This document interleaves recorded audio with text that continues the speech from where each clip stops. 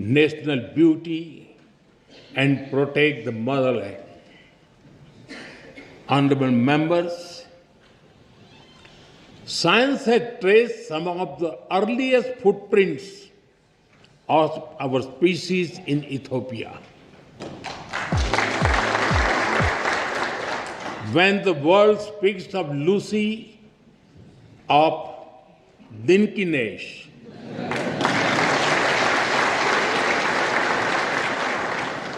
they are not speaking only of fossil. They are speaking of a beginning. A beginning that belongs to all of us, whether we live in Addis Ababa or in Ayodhya. In India, we say, Vasudhaiv Kutumbakam. The world is one family. It reminds us that beyond politics, beyond borders, beyond differences, we share a common origin. And if our beginning was shared, then our destiny must also be shared. Honorable members, India and Ethiopia share warmth in climate as well as in spirit. Nearly 2,000 years ago, our ancestors built connections across great waters.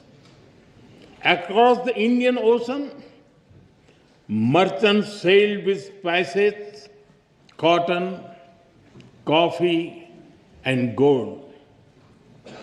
But they traded more than goods. They exchanged ideas, stories, and way of life.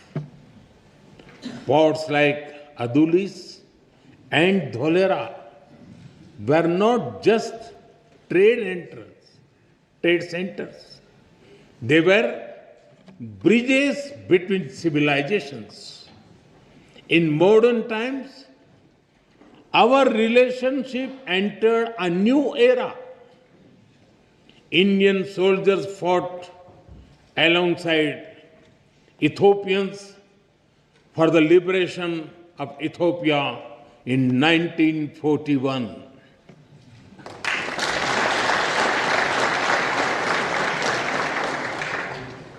Our formal diplomatic relations began soon after India became independent. But even before embassies were set up, our people had already started writing a new chapter together. Thousands of Indian teachers came to Ethiopia. They taught children in Addis Ababa, in Dire Dawa, from Bahirdar to Mekele. They reached Ethiopian schools and entered Ethiopian hearts.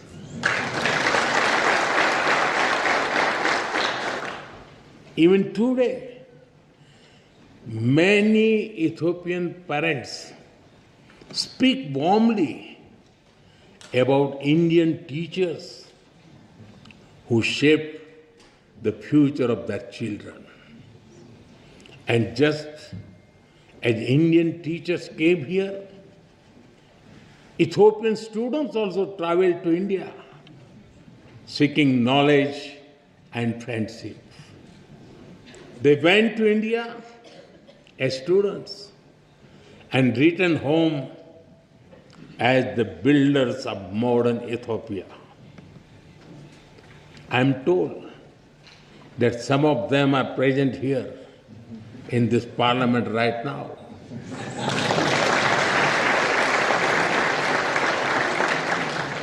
including the Honorable Speaker Tagese Chapo.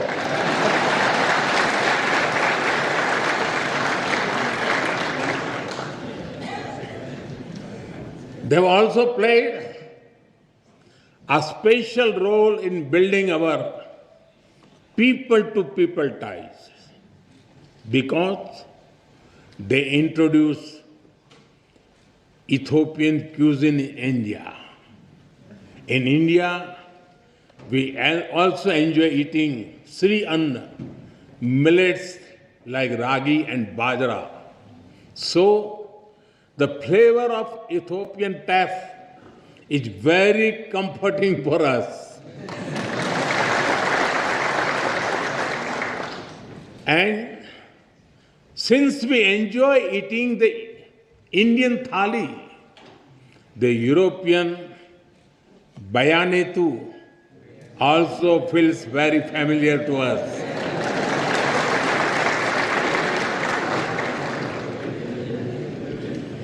Honorable members, today Indian companies are among the largest foreign investors in Ethiopia.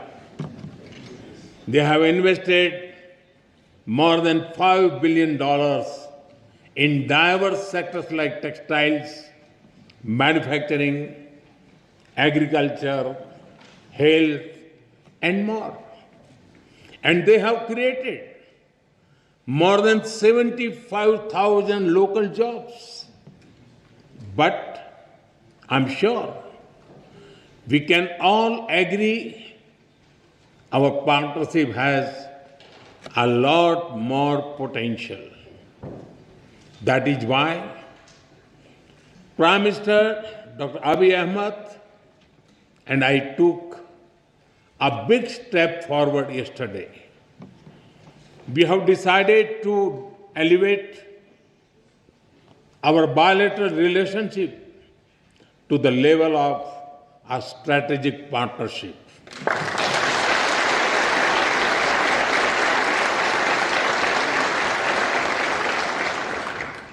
This will unleash the potential of our economics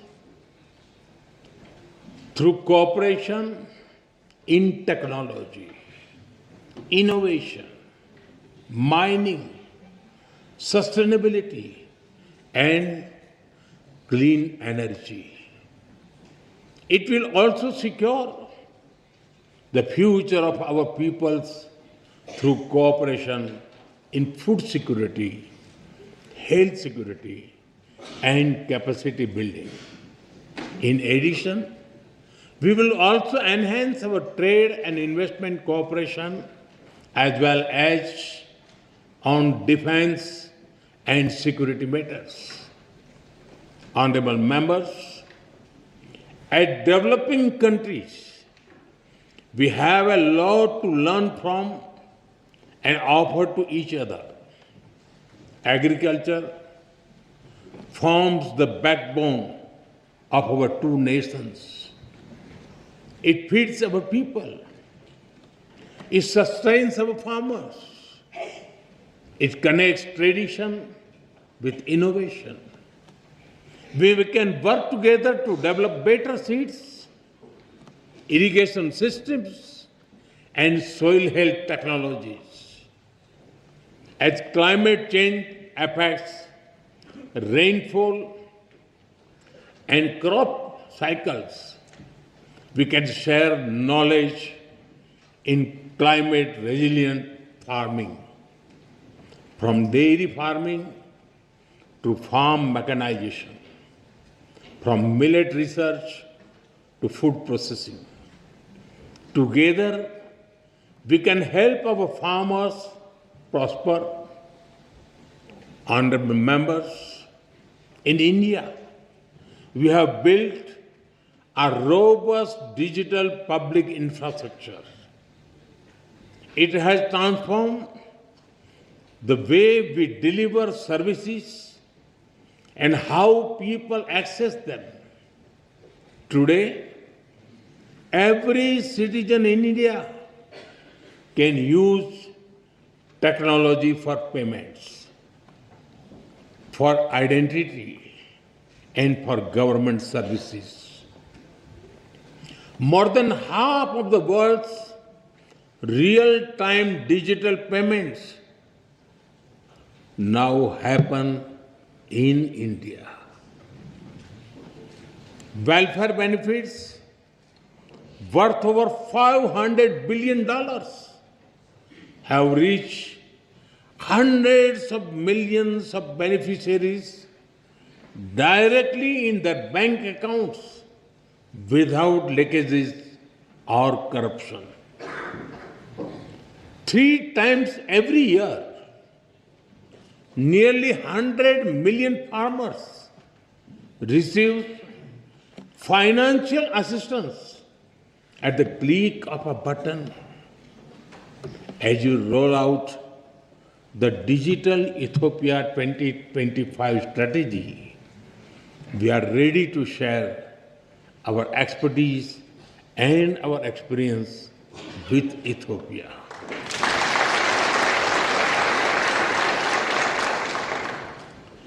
And we are honored that you have picked India as the trusted partner to develop the data center for your foreign ministry. Honorable members, India is known as the pharmacy of the world. During the COVID pandemic, the entire world was worried.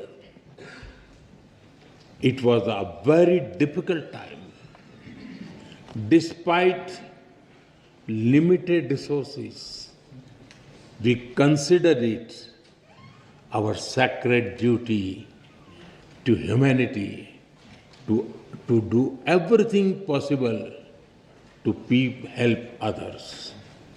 India sent medicines and vaccines to more than 150 countries. It was India's proud privilege to supply Ethiopia with over 4 million vaccine doses.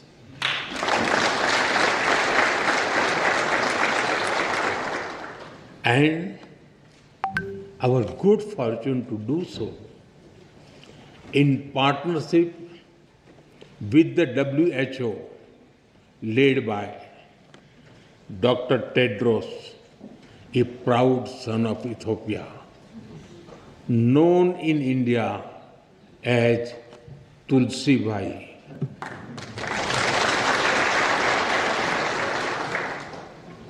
I'm glad that our healthcare cooperation is growing from pharmaceuticals to hospitals and from traditional medicine to telemedicine. We are committed to strengthen our health security cooperation further, from provisioning of new equipment in hospitals to capacity building to healthcare professionals. Ethiopia sits at a crossroads of Africa. India stands at the heart of the Indian Ocean. We are in regional peace, security, and connectivity. Our commitment to mutual security becomes stronger with the signing of the Defense Cooperation Agreement earlier this year. This arrangement focuses on closer military cooperation. It includes collaboration in cybersecurity, in defense industries, in joint research, and in capacity building. Opportunity to thank Ethiopia for your solidarity after the terrorist attack in India in Pahalgam in April. I also thank you for receiving our all-party parliamentary delegation so warmly and for affirming the commitment of zero tolerance towards terrorism. Honorable members, as vibrant and diverse democracies, we both understand that democracy is a way of life and it is a journey. It is shaped sometimes by debate, sometimes by disagreement, but always by belief in the rule of law and the will of the people.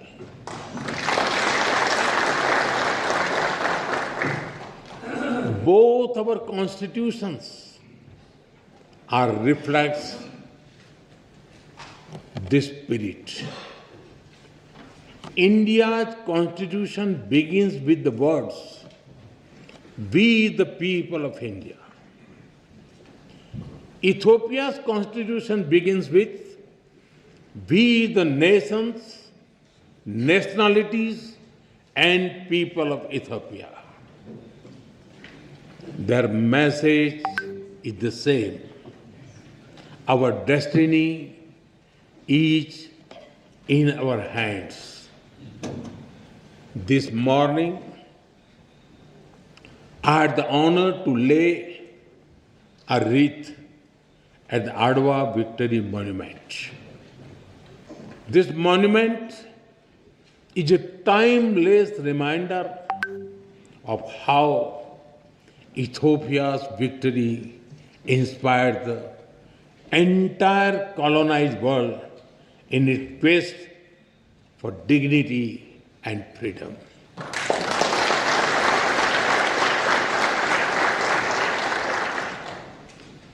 And in these times of conflict and uncertainty, it is a reminder that the people of the global South can stand up for themselves.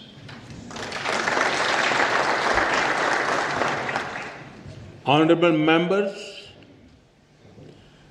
Mahatma Gandhi gave us the concept of trusteeship.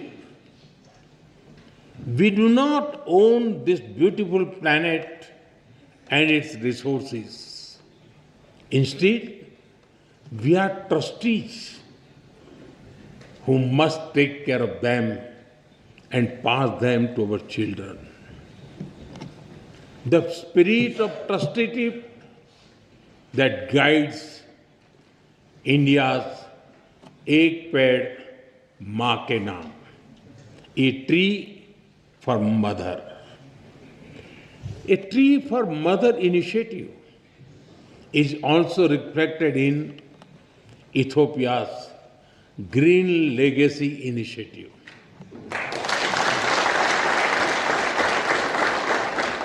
Both our nations believed in caring for Mother Earth. Both believe in giving back to nature. Together, let us work on renewable energy and green jobs. Let us work on disaster-resilient infrastructure and biofuels. And let us raise a strong voice for climate justice. India will be happy to support Ethiopia's effort to give a powerful voice to the global South at COP32 in 2027. Honorable members, I am told that there is a saying in Ethiopia, when spider webs unite, they can tie up a lion.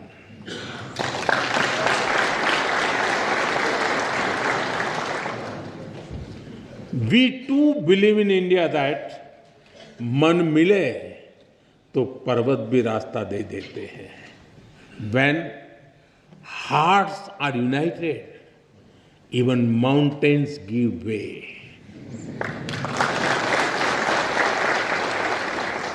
Indeed, solidarity is a strength and cooperation is power.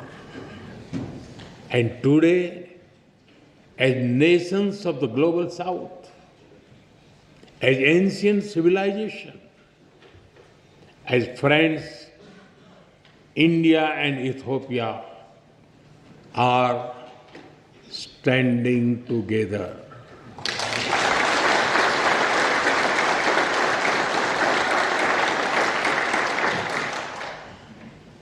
We stand together as member of one family, and we work for a world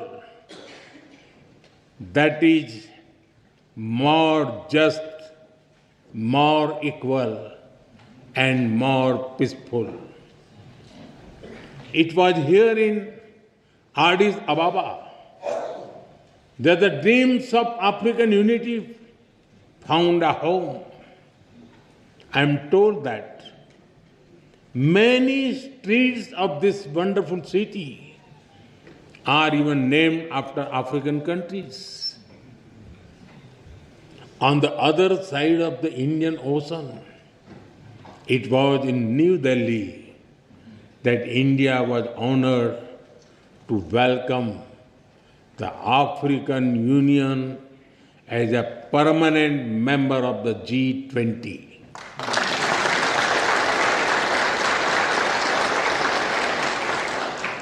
Last year, we marked another historic step with the inclusion of Ethiopia as a full member of the BRICS.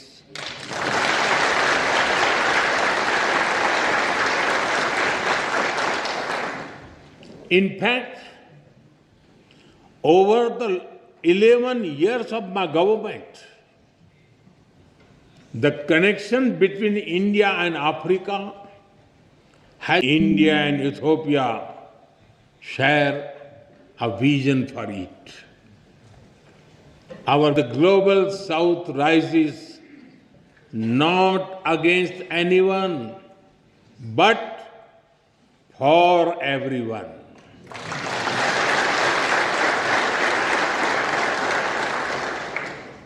A world where development is fair, where technology is accessible, and where sovereignty is respected.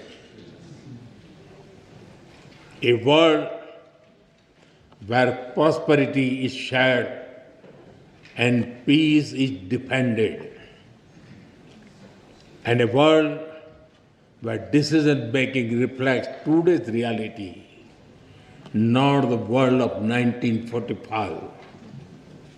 Because the world cannot move forward if its system remains locked in the past. That is why India has emphasized a global development compact. It will prioritize technology sharing, affordable finance, capacity building, and trade of sustainable growth.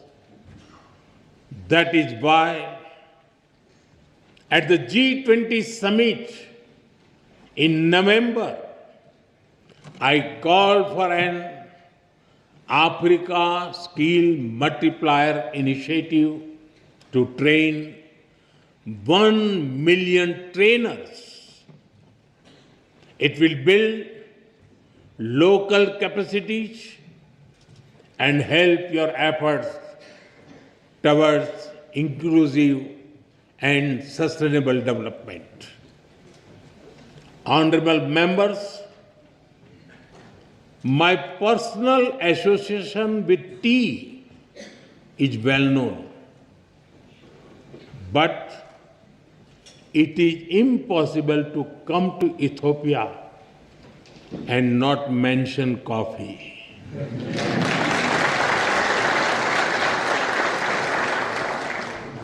It is one of your greatest gifts to the world.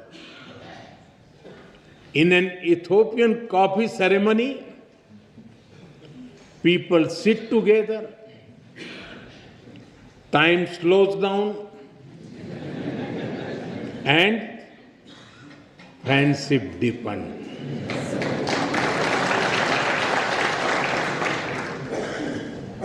In India too, a cup of tea is an invitation to talk, to share, to connect.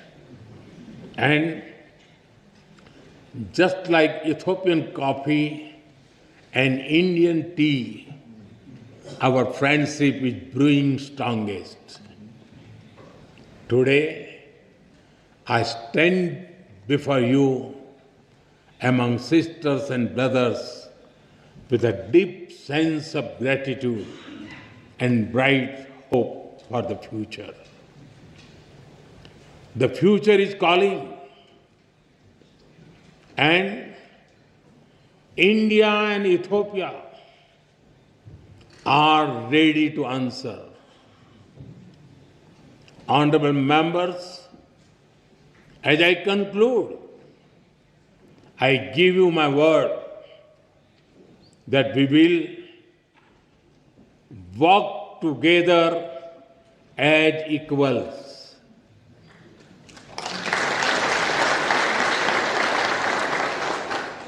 We will build together as partners.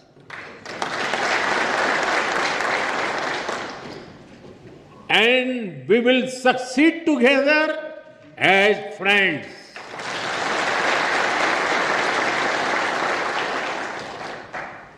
Thank you for the honor of addressing this parliament. Thank you.